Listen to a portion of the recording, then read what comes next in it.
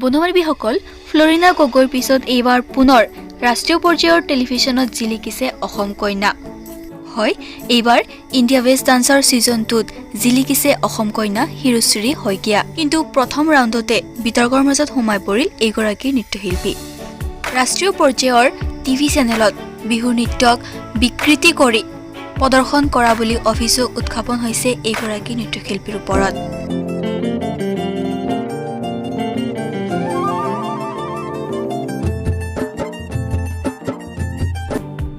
ৰাষ্ট্ৰীয় পৰ্যায়ৰ টিভি চেনেলত বিহুক বিকৃত ৰূপত উপস্থাপন কৰাৰ অভিযোগত গোলাঘাট আৰক্ষী থানাত গোচৰ ৰুজু কৰিছে সদৌ অসম বিহু শিল্পী সংস্থাৰ যুৱকসকলে।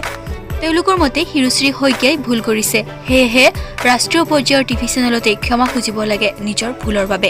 sirushree সaikiaৰ ভুল আচলতে ক'ত, কিহৰ বাবে বিতৰ্কৰ সৃষ্টি হৈছে? আমি জানো মেখেলা পিন্ধি এনেদৰে নৃত্য কৰাটো সম্ভৱ নহয়, সেয়েহে মেখেলাখনক প্লাজো হিচাপে ব্যৱহাৰ কৰিছে sirushree সaikiai। তথাপিও চেষ্টা কৰিলে sirushree সaikiaৰ আছে, কিয়নো 2018 বৰ্ষৰ DY 365ৰ বিহুৰাণীৰ খিতাপ অৰ্জন কৰিবলৈ সক্ষম হৈছিল sirushree সaikia।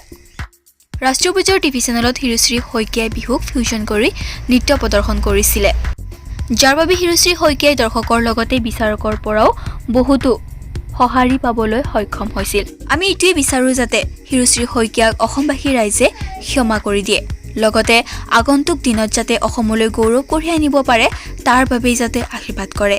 মোৰ এই ক'ব লগা আছিল। আপোনালোকে কি বিচাৰে তলত নিশ্চয় কমেণ্ট কৰি জনাব। sirushree সaikiaলৈ অশেষ অভিনন্দন পুনৰবাৰ।